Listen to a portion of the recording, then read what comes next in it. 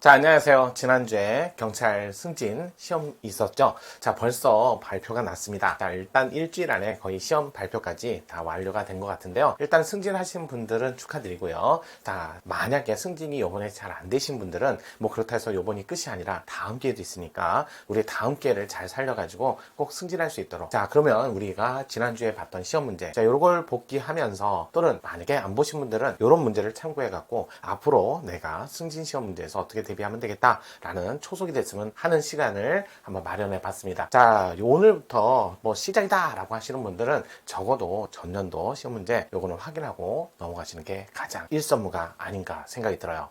자, 급변하는 시대고 다양한 시대고 또 어떤 분에게는 또 힘든 시대이기도 합니다. 또 어떤 분들은 또 뭐 활기찬 시대도 되겠지만 여러분들은 미래를 준비하는 그런 입장에서는 지금 이 시간부터가 활기찬 그런 미래를 위한 꿈이 가득한 시간이 되길 바랄게요. 그 다음에 이제 현실로 당연히 이루어져야겠죠. 자, 그러면 긴 얘기 안 하고요. 전반적으로 전년도 시험에 비해서 이번 시험은 뭐 무난했다라는 평도 있지만 그래도 어려운 문제는 어려웠고요. 또 쉬운 문제는 또 평이했던 문제인 것 같아요. 다만 이제 통치구조가 많이 안 나오면 무난했다라고 표현을 많이들 하시니까요. 통치구조 표현이 그렇게 문제가 많이 나오진 않았어요. 그런 거 참고하셔가지고 자, 공부를 대비하시는 게 아무래도 7급이나 다른 5급 다른 시험 헌법이 있는 시험에서는 통치구조가 비율이 어느 정도 차이가 나기 때문에 그런 거는 감안하셔야 되지 않을까라는 생각이 듭니다. 자, 경찰 승진 문제에서는 통치구조가 그렇게 많이 안 나오는데 또 안 나온다 해서 대비를 안 한다. 그건 또 말이 안 되는 거죠. 자, 거기에 적절한 대비를 꼭 하시길 바랄게요. 자, 긴 말 하지 않고요. 24년도 경찰 공무원 경정리학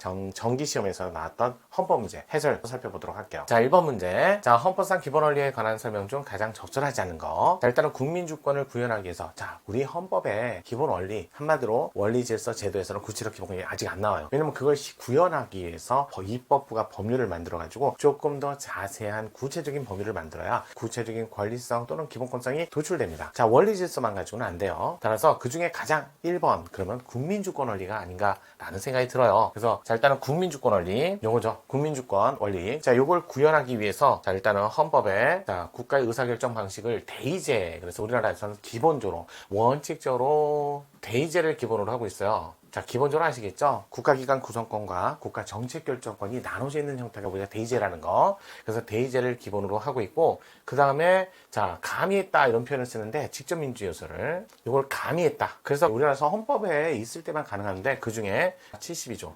130조 국민투표 요걸 이렇게 가장 기본만 물었어요. 그래서 원칙은 대의제를 기반으로 하고 대의제를 위해서는 각종 선거라든지 이런 거 선거 그래서 24조에 관한 기본권으로서 선거권 그 다음에 41조 국회의원 선거 67조 대통령 선거 요런 걸 자 구체적으로 헌법적으로 마련하고 있어요. 따라서 대의제를 채택 이를 가능하게 하는 선거제도를 규정함과 아울러 선거권, 피선거권, 기본권으로 보장하며 대의제를 보완하기 위한 방법으로 보완이죠. 보완. 그래서 직접민주제 방식의 하나로서 국민투표제를 두고 있다. 아주 정상적으로 잘 만든 지문이네요. 1번은 옳은 지문이었고요. 자, 2번 볼게요. 자, 규범 상호 간의 체계 정당성 원리. 자, 이 체계 정당성 원리 그러면 여러분들 아마 죄형법정제에 따라 형법, 형사소송법 많이 공부하시기 때문에 가장 대표적인 게 바로 법치주의에서 나오는 대표적인 죄형법정제였어요. 그래서 형, 법정주의는 법치주의를 죄와 형에서 구현한 이름, 다른 표현일 뿐이에요. 그래서 체계정당성도 마찬가지예요. 법치주의의 가장 중요한 건 죄형법정제 법이 있어야 되는데 그 법을 마련하는 곳을 입법부의 법률 개정. 자, 이거를 우리는 법률 유보라고 표현을 하죠. 자, 그런데 이 법률유보 입법부가 권한인데 이걸 자의적으로 행사해갖고 자 예상할 수 없게 예측 가능할 수 없게 안정성이 떨어지게 이렇게 하면 안 되죠. 그래서 입법부에 자의적인 입법을 방지하기 위해서 자의적 입법 방지. 자, 안정성이나 예측 가능성을 훼손을 막기 위해서 자의적 입법을 방지하기 위해서 적어도 시스템 이거 마련해야죠. 제도 또는 자 한마디로 여기서 말하는 체계 정당성 요건이 있어야죠. 그래서 체계 정당성을 갖춘다면 체계대로 시스템대로 하니까 자의적인 입법을 방지하겠죠. 이런 방지를 하게 되니까 안정성이 확보되는 거죠. 그래서 안정성, 예측 가능성 이걸 확보하기 위해서 체계 정당성은 법치주의에서 가장 기본적으로 도출되는 내용이다. 옳은 지문이었어요.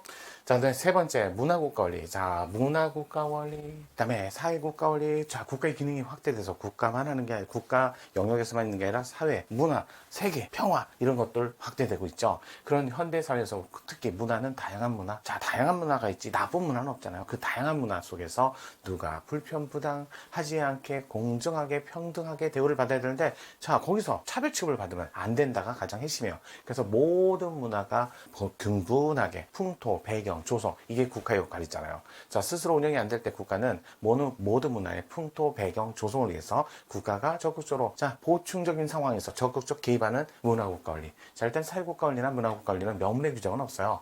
사회국가원리, 문화국가원리, 이거 많이들 나오시죠? 사회국가 원리, 문화국가 원리, 둘 다 공통점은 헌법에 명시적 규정은 마련된 바 없지만 당연히 인정. 그럼 당연히 인정한다면 뭘 보고 인정해? 사회국가원리는, 자, 사회적 시장 경제 질서에 관한 조문으로서 119조부터 127조, 31조부터 36조 사회적 기본권, 이런 걸 보니까 인정하는구나. 문화국가원리, 자, 문화를 위해서는 계승 발전, 그러면 학문, 교육, 가정과 혼인, 이런 기본권을 보니까 문화국가원리를 당연히 인정하고 있다. 또 거기다 전문의 유구한 역사, 전통에 빛나는 또 구조의 전통문화 계승 발전, 이런 것들 보니까 이거 우리나라에서는 당연히 인정한다. 그래서 문화국가원리라는 견해, 사상, 다양성을 본질로 하며 이를 실현하는 국가의 문화 정책은 불평부당. 따라서 모든 국민은 정치적 견해에 관계없이 문화 표현과 활동에서 차별을 받지 말아야 된다. 3번도 옳은 지문. 자, 그럼 4번 볼게요. 우리 헌법은 사회국가원리를 드디어 이제 사회국가원리 명문으로 규정하면서 벌써 여기서 틀렸네요. 규정돼 있지 않지만 당연히 인정한다. 따라서 이중 헌법 119조 2항에 규정된 경제주체에 관한 조화를 통한 경제민주화, 이것도 일종의 공공복리 중의 하나의 목적. 맞아요. 경제에 의해서 정의로운 사회질서를 형성해서 추구할 수 있는 국가 목표 목적일 뿐. 자, 개인의 기본권을 제한하는 국가 행위를 정당은 아니죠. 우리가 알고 있는 37조 2항에, 자, 여기 37조 2항에 해당되는, 자, 목적이 있어요. 목적상 한계. 이 목적상 한계 중에서도 공공복리, 이걸 이유로 기본권을 제한할 수 있잖아요. 요 한계를 준수하면 마찬가지예요. 따라서 기본권을 제한하는 국가행위 정당은 헌법의 규범이 아니다가 아니라 규범이 맞지요. 정답은 옳지 않은 거 4번이 정답이었어요. 자, 2번 바로 넘어가도록 할게요. 자, 국조에 관한 설명 중 조치하지 않은 거. 자, 일단 기본 베이스는 2조죠. 자, 1항 국민 요건 법률로 정해라. 국민으로서의 내용 요건은 법률로 정해라. 그다음에 2항 요거 50항 때 8차 때 처음 들어왔죠. 제외국민 이렇게 돼 있고, 보호에 관한 의무. 하지만 제외동포는 명문의 규정이 마련된 바 없으니까 헌법에. 따라서 입법자 입법 재량의 범위에 들어가지 헌법에는 들어가지 않아요. 그러면서 이제 국적, 요 법률 바로 대표 중에 국적법 이렇게 돼 있죠. 이 국적법 단행법. 자, 부모 양계 혈통지, 속인주의를 원칙으로 하면서 속주의지 감했다. 1인 1국적주의 원칙, 신청주의, 다른 말로 의사주의라고 얘기하죠. 자, 일단은 국적은 성문 법령을 통해서가 아니라 국가의 생성화. 자, 일단은 국가의 생성과 더불어 주어지는, 우리나라에서도 스스로 국적을 선택한 거 아니죠. 더불어 주어진 다음에 변경할 때 국적법을 쓰는 거죠. 따라서 국가의 생성과 더불어 존재하고 국가의 소멸하면 같이 소멸하고, 국적법 내용은 국민의 범위를 구체화 현실화하는 헌법상의 규를 담고 있다. 맞습니다. 자, 2번 국적법상 부모가 모두 국적이 없을 때, 일단 우리나라에서 출생을 한다. 근데 부모를 알 수 있다 그러면 속인주의에 따라서, 근데 부모를 모르겠다 그러면 다 태어난 장소. 따라서 우리나라에서는 속인주의를 원칙으로 하고 이걸 우선으로 하고, 그 다음에 이걸 알 수 없을 때는, 그럴 때는 예외적으로 속지주의를 가미한다. 이렇게 표현하죠. 그러니까 부모를 알 수 있으면 그럼 부모 국적대로 가고, 부모를 알 수 없으면 그때 가서는 속지주의에 따라 대한민국에서 출생, 그러면 추정이 되니까 그 우리나라 국적을 취득한다. 맞는 지문이죠. 그 다음에 3번 대한민국 국민으로서 자진하여 외국 국적을 취득한 사람, 그러면 대한민국 국민이에요. 우리나라 국민이 자진해서 외국 국적을 취득하면 자동으로, 그러니까 별도의 절차가 없다는 거예요. 별도 절차 없이. 자, 우리나라 국적이 상실된다. 맞는 지문이죠. 자, 이렇게 해서 별도의 절차, 신고나 신청 이런 거 필요 없다는 거죠. 마지막 4번 복수 국적자로서 외국의 국적을 선택하려는 자는 외국의 주소가 있다면, 그럼 그 주소 있는 공간 찾아가서 신고로, 자, 어찌됐든 이탈 신고하시면 되죠. 그래서 국적법 조항은 과잉금 정책에 반하지 않습니다. 당연히 외국의 주소가 있을 게만 그날 그 주소지 관할 공간에 찾아가서 거기서 이탈 신고하시면 돼요. 그러면 외국의 주소도 없는데 거기까지 찾아갈 필요는 없잖아요. 그래서 이거는 반하지 않는다, 침해한다, 틀린 지문. 그래서 4번이 정답이었다. 자, 3번도 보도록 할게요. 3번. 자, 대한민국 헌법 역사, 헌정사. 이거 제가, 자, 이영쌤 TV. 아마 이걸 보고 있는 분들은 다 일로 들어오셔서 보고 계시겠죠. 그러니까 이명쌤 TV 보시면요, 여기에 헌정사. 자, 일단은 1시간 분량으로 요약 정리 해놨어요. 그러니까 요거 시간 날 때부터 보세요. 뭐, 딱 정해놓고 계획적으로 보시는 분도 있으니까 시간 날 때마다 보세요. 1시간이니까요. 그 정도 투자해갖고 헌정사 문제 맞출 수 있으면 그러면 양호한 거 아닌가요? 그냥 듣기만 하시면 돼요. 계속 반복적으로. 자, 옳지 않은 것인데 60년 3차 60년 6월 헌 개정. 자, 중앙선거관리위원회 맞아요. 가급 선관위는 5차 때 들어왔어요. 요거 맞는 지문. 그다음에 2번. 자, 62년 5차 개정 헌법 기본권의 본질적 내용 침해 금지. 요거는 같이 세트로 외워두세요. 3, 7, 8, 3, 7, 9 하나 늘려서요. 그다음에 다시 그 제자는 아니지만 그냥 리듬 있게 제 7, 8 다시 7, 8. 요거는 37조 2항은 원래 재헌헌법도 있었는데 추가된 거 있죠. 본질적 내용은 침해하지 마세요. 요게 추가된 게 3차 때 처음 신설, 7차 때 폐지, 8차 때 부활. 그래서 심폐부순이에요. 그래서 요건 3차, 7차, 8차, 요도 차. 그 다음에 두 번째. 요거 21조 2항이죠. 378, 377조 2항, 379 하나 늘린 거 21조 2항에 사전 검열은 금지하세요. 요거는 3차 때 처음 신설되고 7차 때 폐지됐다가 9차 때 부활했어요. 마지막 제78. 이게 이제 3은 아니지만 그래도 재헌헌법도 있었는데 7차 때 폐지됐다가 8차 때 부활한 거예요. 12조 6항 체포 구속 적부심사. 이건 리듬을 가지고 착 한 번에 외우신다면 62년 5차는 맞지만 기본권의 본질적 내용 침해 금지 조항을 처음으로 도입한 건 3차 60년 6월 헌법 개정 절차에서죠. 이렇게 정리하시면 될 것 같아요. 자, 그러면 2번이 정답이었네요. 자, 그러면 3번 볼게요. 자, 80년 8차 그러면 뭐 환경권, 그 다음에 자, 이러면 히읗에서 많이 나왔어요. 행복 추구권 이런 것들, 적정임금, 사생활 이런 것들. 자, 그다음에 무죄추정권. 요게 8차 개정헌법 때 처음 유입된 거죠. 무죄추정 맞아요. 8차 개정헌법. 자, 그다음에 4번 87년 현행헌법에 60하고 9차 개정헌법은 처법절차원칙 12조 1항 처음 들어왔습니다. 맞습니다. 무죄추정이 먼저 들어왔고요. 자, 현행헌법 60하고 9차 헌법 때 요거 처법절차원칙 12조 1항이 처음 들어왔다. 정답은 그래서 이번 지문이 되겠습니다. 4번 볼게요. 자, 정당제도에 관한 설명 중 가장 적절치 않은 거. 여러분 정당제도 많이 복잡해 하시죠. 8조 1항, 2항, 4항. 요거는 언제 들어왔어요? 3차 개헌 때 처음 유입됐고, 다만 요거죠. 3항은 요거 8차 개헌 때 처음 들어왔죠. 그래서 요거 각자 좀 조문이 제목이 있으니까 암기 좀 하세요. 요거는요. 짜유, 설립의 자유, 가입의 자유, 탈퇴의 자유, 짜유. 그러니까 자동적으로 뭐가 된다? 복수정당이 된다. 자유니까요. 그러면 누구와의 자유예요? 누구로부터 자유예요? 얘기를 해줘야 될 거 아니야. 국가, 권력으로부터의 자유를 보장받기 위해서 이런 뜻이에요. 사인과 사인끼리 노노노노 국가 권력으로부터 자유예요. 따라서 사인과 사인끼리 자 각종 기본금 받는 거에 이거 자유니까 받지 마세요. 이런 근거로 쓰면 안 되죠. 국가로부터의 자 남용 이거로부터 자유를 보장받기 위해서 두 번째 의무, 책무 이렇게 보시면 돼요. 그래서 민주적 정당성, 민주적 기구, 민주적 이래야 된다 이런 얘기 하잖아요. 그래서 의무. 그다음에 자 3항은 혜택.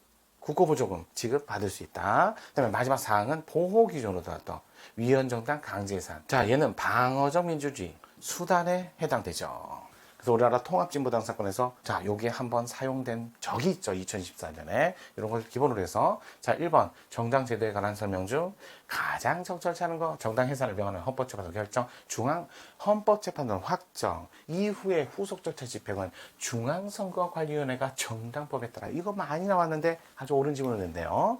맞는 질문. 자, 두 번째, 등록이 취소된 정당, 등록 취소. 이거는요, 취소됐을 때는 최초 국회의원 선거 때까지 정당 명칭 사용하지 마세요. 치치 이거 있죠. 그 다음에 자진 해산. 등록도, 그러니까 설립도 자유, 가입도 자유, 탈퇴도 자유예요. 대의원회, 총회 열어가지고 이제 그만합시다. 다른 정당으로 탈바꿔. 이거 할 수 있잖아요. 그래서 이 경우 둘은 여기는 바로 정당 명칭 사용할 수 있지만 저기는 최초 국회의원 선거 때까지. 다만 자녀 재산이 있으면 당헌 정헌바로 분배를 하고 그래도 남은 게 있을 때만 국고기속이에요. 하지만 위헌 정당 해산이 되면 정당 명칭 영원히 사용할 수 없어요. 동일 명칭은. 또 자녀 재산은 당헌이 정한 바 이런 거 보죠. 바로 국고기속. 따라서 당헌이 정한 바에 따라 처분을 한다. 맞아요. 그러고 남은 재산이 있을 때만 국고기속. 3번 볼게요. 정당법상 시도당은 당의 관할구역에 주소를 두고 있는 1천 이상의 당원을 요구하는 거. 반하지 않아요. 그리고 최근 2023년 10월 판례에서도 5 이상의 시도당, 군사, 지역정당 탈피해라, 1천 이상의 당원 자격을, 이건 과도한 제한이 아니다. 이 정도는 민주적 정당성을 부여받는데 이 정도는 반하지 않는다, 침해하지 않는다. 맞는 지문. 4번 8조 1항의 자유예요. 정차 포괄하는 자유를 보장하는 규정이므로 국민의 개인이 개인도 있고요, 단체가 둘 다 들어갑니다. 개인적으로 가지는 기본권이 아니라가 아니라 개인적으로 가지는 기본권이자 단체로서 가지는 기본권이 대상이 됩니다. 그래서 4번이 옳지 않은 지문. 자, 5번 볼게요. 기본권 제한에 관한 설명 중 적절치 않은 거. 기본권 제한이에요. 자, 과잉금지원칙. 자, 법률로서 목적, 그 다음에 수단, 과잉금지원칙이죠. 형식은 법률이지만 마지막 본질적 내용 침해금지. 자, 그 중에 과잉금지원칙이, 자, 입법자가 선택한 수단보다 국민의 기본권을 덜 침해하는 수단이 존재하더라도 그 수단이 적어도 균형 있는 수단이라면, 또는 최소적 침해 수단으로서 목적 달성에 균형 있는 수단이라면 그보다 더 나아진 수단이 있다 해서 잘못된 건 아니죠. 최소성 측에서 많이 얘기하는 거예요. 따라서 효과적인 측면에서 입법자가 선택한 수단과 동등하거나 유사하다고 단정할 만한 명백한 근거가 없는 이상 그보다 더 낮은 수단이 있다 해서 그 수단이 선택이 잘못된 건 아니다. 과잉금지원칙을 포괄적으로 묻는 지문인데 맞는 지문. 자, 형사재판 같은 형사재판, 국가자금 중 가장 침입적인 거 뽑아라 그러면 2개, 형사, 그다음에 조세. 그래서 이거 확장해서 유치 해석이 안 되잖아요. 형사재판과 같이 피고인의 방어권 보장이 절실한 경우조차 피고인 출석, 수용자에 대해서 예의 없이 사복 착용. 자, 2가지 사건이 있어요. 민사소송 출정 사건이고 형사소송. 자, 어찌됐든 자신이 확정된 재판이 있다 하더라도 또 다른 범죄가 있을 수 있잖아요. 그걸 위해서 형사재판 참석을 하기 위해서 출정을 할 때는 적어도 무죄 추정을 받아야 되니까 사복 착용이 가능해야 되는데, 사복 착용을 금지한다면 과잉금지원칙에 반한다. 맞지요? 민사소송에서는 다만 민사소송은 무죄 추정을 받을 일이 없기 때문에 사복 착용을 금지한다 해도 반하지 않습니다. 이거 많이 나오잖아요. 2개 구분해서. 자, 3번 공기총 소지 허가 받은 자로 하여금 그 총기를 일조로, 자, 우리나라에서 사냥기간이라고 해서 허가기간이 있어요. 또 허가증을 받아오셔서, 자, 이걸 공기총을 집에 갖고 있다가 사냥을 가는 게 아니라, 그러면 그 공기총의 사용이라든지 이런 것들을 남용됐을 때 또는 불법적으로 사용됐을 때 방지할 방법이 없어서, 이거 총포, 도금, 화약류 안전관리에 관한 법률을 보면 이걸 국가기관 지정장소에서 보관하고 있다가 허가증, 허가기간 요걸 받아야만 그 기간 내만 사용하고 다시 반납 들어가는 거, 오히려 국민의 안전, 생명 보호를 위한, 재산을 보호를 위한 바람직한 거죠. 과잉금지원칙에 위배되지 않는다. 맞는 지문. 4번 보호무자 2인 동의, 정신과학 전문의 1인. 여기까지는요, 자, 일단은 전문자도 있지만 법원에 승인 등의 적법 절차, 요거를 준수해라, 이런 적법 절차 통제, 이런 것들이 마련되어 있지 않다라는 거예요. 과거에는 요거를 이 경우에서는 사용하지 않았어요. 그래서 과거에는 저거 2 경우에만 있으면 또 합헌이었는데, 지금은 종전엔 그랬지만 지금은 헌법 판례가, 헌재 판례가 변경이 됐어요. 변경이 돼서, 자, 이럴 경우에도 법원의 승인 등의 적법 절차를 통한 통제가 필요하다 해서 이제는 법원의 승인을 받아야만 가능하게 됐다라고 해서 판례 변경이 생겼으니까 헌재 판례 변경. 따라서 지금은 여기에 어디에도 법원의 승인 절차가 없으니까 위헌. 그래서 위반되지 않는다가 아니라 위배된다. 4번이 정답이었습니다. 자, 이제 다음 문제 또 넘어가도록 할게요. 자, 6번 볼게요. 자, 책임과 형벌 사이의 비례원칙에 관한 설명 중 적절하지 않은 거 볼게요. 적절하지 않은 거 1번 입법자가 법정형의 책정에 관한 여러 가지 요소를 종합적으로 고려하여 법률 그 자체로 법률에 관한 양형 재량 범위 좁혀놨다고 하더라도, 자, 입법자가요 법률로서 범위를 좁혀놨대요. 왜? 여러분들 일반 상해죄가 있고 특수상해죄가 있잖아요. 또는 위험물을 들고 뭐 이렇게. 그러면 또 결합범도 있잖아요. 주거침입, 강제추행, 이런 식으로 결합범이나 또는 특수상해처럼 이렇게 조금 더 가중할 필요성이 있는 그런 범죄에 대해서는 입법자가, 판사님이 집행유예를 못하게 법정 하단이 5년 이하로 안 돼 있어요. 그러니까 양형 범위가 좁아졌다. 그렇다 해서 곧바로 그게 반하는 건 아니죠. 법관의 양형권 침해는 아니에요. 모든 재판을 다 집행유예를 할 수 있는 경우까지 마련할 그런 필요까지는 없어요. 따라서 당해범죄법과 죄질에 비추어 범죄와 형벌 간의 비례 원칙상 수긍할 수 있는 합리성이 있다면, 그러면 이건 책임, 그다음에 행위 책임 원칙에 반하지 않는다. 위헌이라 할 수 없다. 맞는 지문이죠. 자, 위험한 물건을 휴대한 경우 가중적 구성 요건으로 해서 상해죄보다 가중처벌하고 있는 형법상 특수상해죄 조항. 자, 일단은 조금 전에도 말씀드렸지만 이렇게 위험한 물건을 휴대해서 그냥 상해죄보다도 가중처벌하는 거, 책임과 행위 사이에 비례원칙에 반하지 않습니다. 맞는 지문. 자, 3번 밀수입 예비행위를 본죄에 준해서 처벌하도록 규정한 거. 예비만 했는데 본죄에 준한대요. 요거 아주 투싼 상황이어야 될 거예요. 자, 특정 범죄의 가중처벌에 관한 법률 조항은 구제적 행위 개별성과 고의성을 고려하여 양형 판단 발생할 가능성을 배제하는 가혹한 형벌로서 책임과 형벌 사이에 비론칙에 반한다. 자, 요거 조심해야 되는 게 밀수품 판례가 있고요. 관세법 포탈 사건, 관세. 그러니까 세금이죠. 세금 포탈 사건. 자, 그러니까 관세라는 건 돈에 관한 문제고요. 밀수품 물건인데요. 국제거래에서는 밀수품 물건이 와야죠. 그러면 예비만 했다? 물건 없어요. 아직 물건은 없이 준비는 안 됐어요. 근데 예비만으로 본범에 준한다? 이거는 너무 가혹하다는 거예요. 그래서 요거는 자 위헌이라고 판단을 했고요. 다만요, 조심해야 될 게 관세 포탈 사건은요, 물건이 오고 갈 필요 없잖아요. 돈만 오가도 그래도 세금 관세 포탈 가능하잖아요. 요즘 가끔 이런 것도 있어요. 아니 KTX 막 끊어놓고 나중에 환불하는 거야. KTX 끊으면 또 카드 포인트 쌓이니까 환불하고 나서 자 나중에 취소하고 나서 환불해야죠. 취소하고 나서 그 포인트만 챙기는 거지. 그 수억 원으로 해갖고 포인트는 몇백씩 챙겨가는 거야 한 번에. 이거 진짜 안 탔잖아. 타지 않았어도 당연히 이로 인해서 수익금이 생기니까 관세 포탈 사건에서는 예비만 갖고도, 여기는 물건 문제가 아니니까요. 자, 본범에 준해서 처벌한다는 법률을 만드는 거, 이거는 반하지 않는다. 그래서 합헌이다 위헌이다 똑같이 두 개 예비로 본범에 준한다는 판례가 있는데, 물건으로 보느냐 또는 자 돈으로 보느냐, 이걸 좀 구별해서 외우시면 조금 더 편하게, 뭐 이게 다는 아니지만 이렇게 외우시는 게 가장 합리적이고 또 빨리 문제 풀 수 있잖아요. 이게 주된 내용이었어요. 따라서 비론칙에 위배된다. 맞는 지문이에요.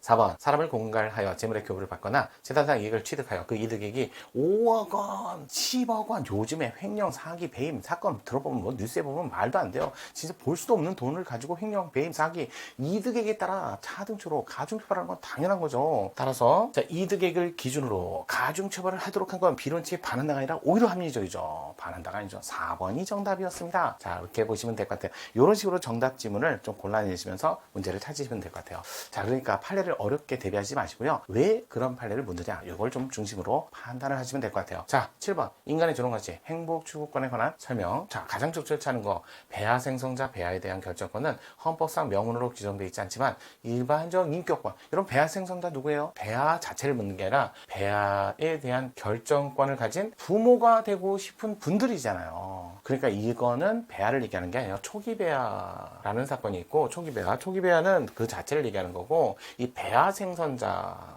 그런데 이분은 부모가 되고 싶은 분들이잖아요. 다르죠. 이분들은 부모 되고 싶은 분들은 인격권 문제였고요. 여기는 초기 배아는 기본권 주체가 될 수 없다라는 거. 그래서 인격권이라는 기본권의 주체가 될 수 있다는 거. 요게 좀 구별을 해서 따라서 헌법상 권리로서 논의할 수 있다. 맞는 지문이죠. 자, 두 번째, 이동통신 사업자가 제공하는 전기통신 역물을 타인의 통신용 제공하는 것을 원칙적으로 금지.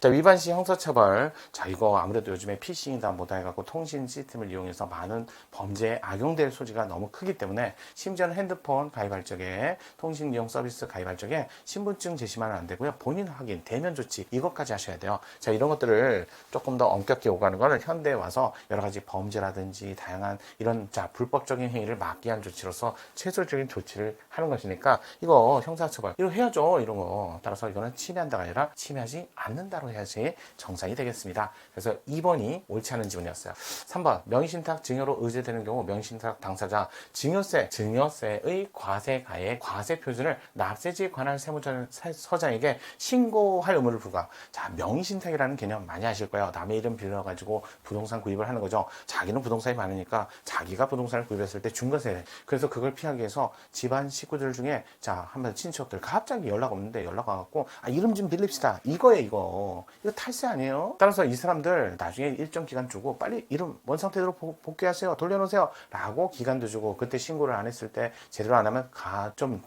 세금상 불이익을 많이 주는 거 정답 안 하지 않습니다.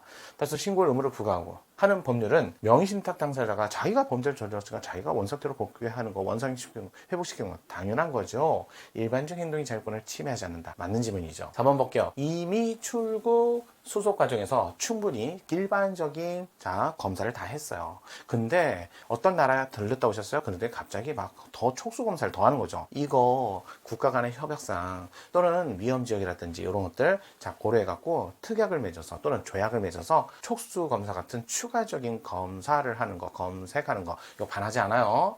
따라서 검색을 실시할 수 있도록 추가적인 항공 보안 계획은 과잉금 조치에 반하지 않으므로 해당 승객의 인격권을 침해 동의하지도 않습니다. 맞습니다. 정답은 2번이었어요. 자, 요거 2번이었어요. 자, 그다음에 8번 볼게요. 헌법재판소가 평등권 위반에 대한 심사 기준 비례 원칙을 적용한 거. 아, 이거 요즘에 많이 나왔어. 많이 나오고 또 중요하다라고 해서 많이 말씀드렸어요. 우리나라에서 비례 원칙을 적용하는 거 자의 금지 심사라는 방법을 통해서 자, 이렇게 평등 원칙 위반을 했다 안 했다 판단할 때가 있고요. 비례 원칙 심사를 통해서 자, 요걸 심사를 통해서 자, 반했다 반하지 않았다를 통제하는 경우가 있어요. 그래서 두 가지요. 자, 심사. 자의금지 심사를 통해서 심사할 때가 있고 비례 원칙 심사를 통해서 심사할 때가 있는데 이럴 때는 아무래도 평등권이라는 기본권 자체가 모든 영역에서 쓰는 기본권이다 보니까 평등권이라는 기본권은 모든 영역에서 그럼 여기에는 기본권이 문제가 될 때도 있고 기본권 대 기본권의 차별 취급이 문제될 때도 있고 그 다음에 자 모든 영역이다 보니까 법률상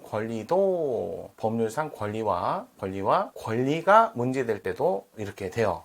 주로 법률상 권리와 권리 문제는 아무래도 입법 재량이 넓다 보니까 입법부가 법률을 만들었을 때 합리적 이유만 있으면 된다 해서 합리적 사유, 유무 판단으로 족하다 이렇게 판단하는 경우가 있고 여기는요 비례원칙 심사는 합리적 사유, 유무가 아니죠. 이거 어떻게 해야 돼요? 정적, 빌상 이렇게 4단계 또 심지어는 이렇게 4단계를 다 쓰는 경우도 있고 콤마 빡 정적 이렇게 2단계만 쓰는 경우도 있잖아요. 그래서 이거를 완화된 비례심사 그 다음에 여기는 엄격심사로서 비례심사 이렇게 얘기합니다. 자 일반적으로 여러분도 아마 기본 강의 때도 엄격심사로서 비례심사는 중대한 기본권 침해 문제가 발생하거나 헌법에 야 이거 하지마 이거 침해하지마 이거 차별하지마 이런 식으로 별도의 차별 취급에 관한 기준이나 영역을 제시한 또는 기준을 제시한 조문이 따로 있으면 이걸로 하지만 여기는 오히려 완화된 비례심사는요 적극적으로 처우해주세요 적극적으로 조치해주세요 자 이럴 때는 이걸로 쓰여져 기본권에 관한 문제에서 근데 이걸 많이 배우는 게 아니라요 여기는요 국가유공자 본인 여기는요 국가유공자 가족 또 제대군인 가산점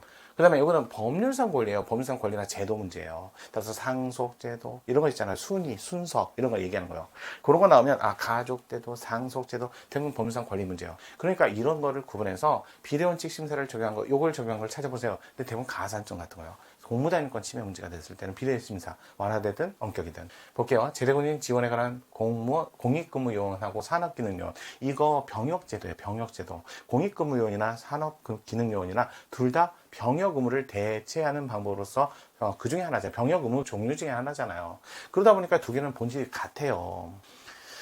그런데도 불구하고 군 복무기관의 공무원의 재직기간 산입을 누구는 하고 누구는 안 한다? 왜 그럴까요? 달리 산업기능요원의 경우는요 아무래도 직장생활과 거의 차이가 없어요. 하지만 공익근무요원은 직장생활로 보기 어렵거든요. 그럼 나중에 조금 더 고생하셨으니까 자 이거를 조금 더 배려를 해줘야겠다. 왜? 우리나라에서 일반적으로 자 병역 이행으로 인한 불이익을 받지는 않지만 자 이런 조치 여러 가지 조치를 해주는데 이게 바로 대표적인 게 공무원의 재직기간 산입이에요. 그러면 이 사람들은 아무래도 회사 생활 같은 그런 역할을 안 했기 때문에 좀 불편했잖아요. 노력했잖아요. 하지만 산업기능은 회사 생활하고 똑같다니까요. 그래서 두 개는 본질은 병역 의무 중에 하지만 두 개의 차이는 좀 존재하기 때문에 그 차이를 가지고 하는 것은 본질적인 내용에 관한 차이가 아니기 때문에 자의금지 심사로도 충분했다라고 했던 판례였어요.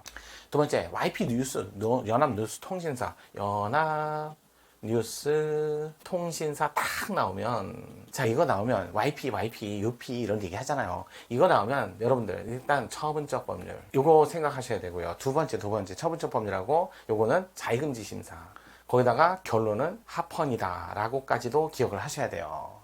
이거 그냥 기본이에요. 이거는 자 YP 뉴스 연합뉴스 통신사 사건 이거는 그냥 자동적으로 나오셔야죠. 따라서 국가기관 뉴스 통신사 지정 각종 지원하는 건 자의금지 심사했고 결론은 합헌이다. 3번 볼게요. 출입국관리법상 시행규칙, 단순한 노무행위, 취업활동, 종사자 중 불법 체류가 많이 발생하는 중국 등의 국가, 국민에 대해서 사증 발급 신청 시 일정한 청부서를 제출하도록 한 거. 자, 일단은 사증이라는 게 입국 신청서야. 나 입국하고 싶어서요. 그런데 외국에 있는 외국인 입장에서는 권리가 없어요. 이거 권리가 아니에요. 그냥 일단은 법적 권리도 안 돼요. 권리도 인정할 수 없고 법적인 어떤 혜택이라고 볼 수 있어요. 자, 이런 문제니까 헌법상 기본권 문제도 아니고 아니고. 그러면 이거 헌법상 기본권 문제가 아니니까 자기금지 심사 합리적 이유만으로도 충분한 거 아니에요? 그래서 이거 아무래도 불법 체류자 방지를 위해서는 자 통장 사본 같은 거 얼마 좀 돈은 갖고 계신가요? 뭐 이런 것들을 좀 물어볼 수 있다는 거예요. 이 정도는 우리나라만이 아니라 전 세계 어느 나라 다 똑같아요. 바라지 않아요. 따라서 일정 서류를 제출하도록 하는 것은 자기금지 심사로도 충분한 거지. 이건 기본권 침해 문제가 발생하지 않는 경우니까 비원칙 심사를 합니다. 자, 네 번째 공무원 이용 시험, 시험 또는 시행규칙에 따른 국가공무원 7급 시험, 정보관리 기술사, 정보처리 자격 소지자에 대해서 가산점 부여하고 정보처리 기능사 자격 소지자에게는 가산점. 아무래도 기능사하고 기술사는 단위가 좀 다르죠. 조금 수준이 다르고요. 그래서 차별을 취급하는데 이것도 자 일단은 부여하지 않은 거라고 했는데 이것도 마찬가지예요. 이거는 가산점에 의해서 공직 시험 보는 거잖아요. 공직 한마디로 공무 단임권. 그래서 이거는 25조 문제잖아요. 25조 문제이기 때문에 따라서 이거는 헌법상 기본권에 관한 문제고 기본권에 관한 문제니까 비례원칙 심사에서 이렇게 나오는 거죠. 반하지 않는다 이런 식으로 판단을 하는 거죠. 따라서 정답은 비례원칙 심사를 한 걸 물었지 위헌 합헌을 물은 건 아니에요. 따라서 어려운 지문에 어려운 문제였어요. 정답은 4번이었습니다. 자, 9번 볼게요. 평등권, 평등원칙에 관한 설명 중 가장 적절하지 않은 거. 평등권, 평등원칙. 근데 판례 문제죠. 국민형사재판, 참여재판. 이거 법률상 권리예요. 자, 따라서 국민참여재판 배심원 자격을 20세, 19세 이거는 어느 정도 사회적 사회적 경험과 그다음에 자 뭔가 판단을 위한 지적 수준 요 정도를 요구하는 거 정도 바라지 않습니다.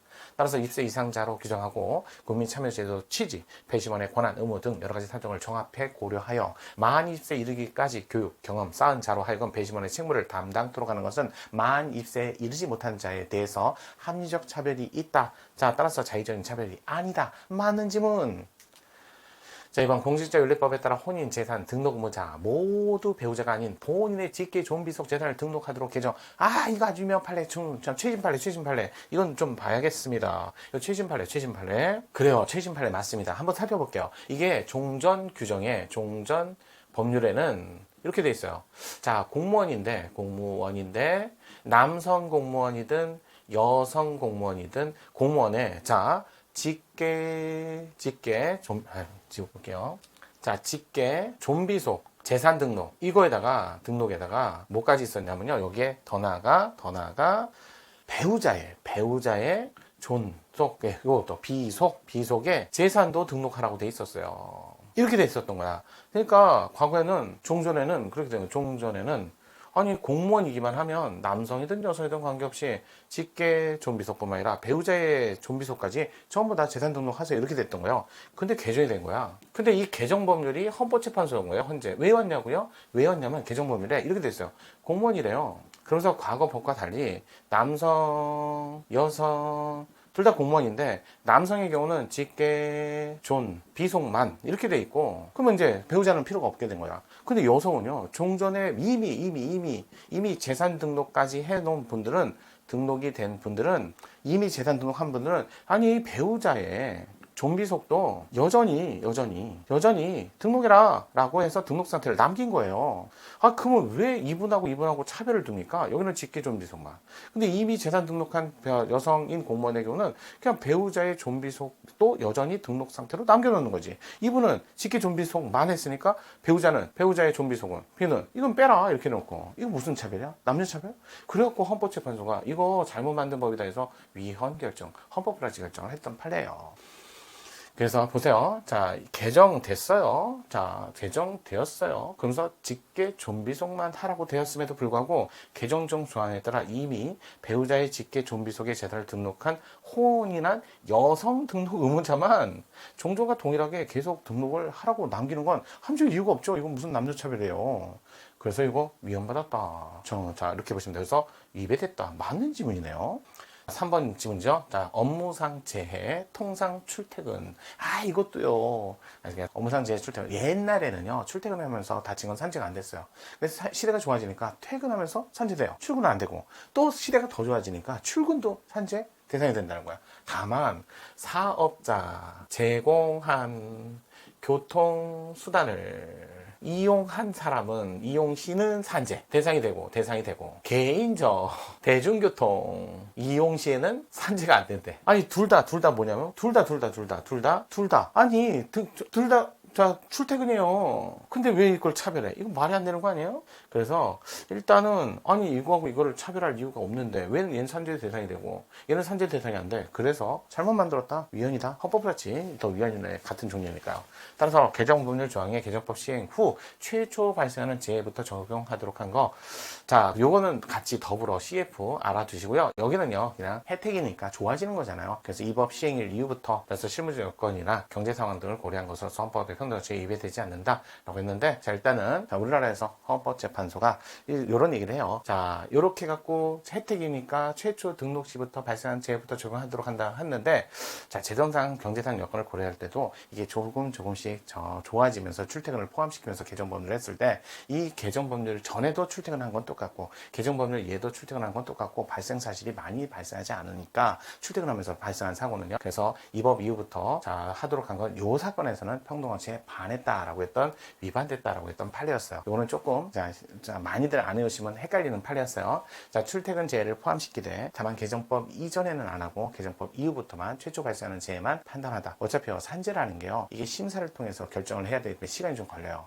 그러면 이 법 이전에 발생한 사건도 심사 중이었어요. 근데 법이 개정됐다는 거예요. 그러면서 그 전의 사건은 해당이 안 된다 해서 혜택을 안 주겠다는 거예요. 아니 뭐 똑같이 출퇴근하면서 발생한 건데 왜 안 해주냐? 그래서 이건 함적 기준이 되지 못한다. 차별취급이다. 거의 위반됐다라고 했던 판례니까 조금 바라보시면서 조심해야 될 판례요. 자, 4번 볼게요. 보험보상 대상자 부모에 대한 유족.